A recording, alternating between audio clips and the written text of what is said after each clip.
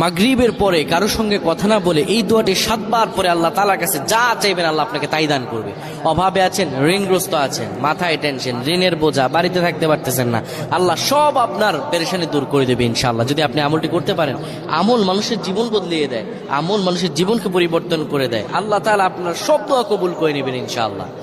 মাগরিব নামাজের পরে কিবলামুখী হয়ে থাকবেন, কারোর সঙ্গে কথা বলবেন না, কারোর সঙ্গে কথা না বলে কিবলামুখী হয়ে আপনি পড়বেন আল্লাহুম্মা আজিরনা মিনান নার, আল্লাহুম্মা আজিরনা মিনান নার, আল্লাহুম্মা আজিরনা মিনান নার। যদি এটি আপনি মাগরিব নামাজের পরে কারোর সঙ্গে কথা না বলে পড়ে 7 বার পরে দুটি হাত তুলে আল্লাহর কাছে দোয়া করেন, আল্লাহ জাহান্নামের আগুন থেকেও বাঁচাবেন এবং আল্লাহ আপনার সব দোয়াগুলো কবুল আর মঞ্জুর করে নেবেন। আল্লাহুম্মা আমিন।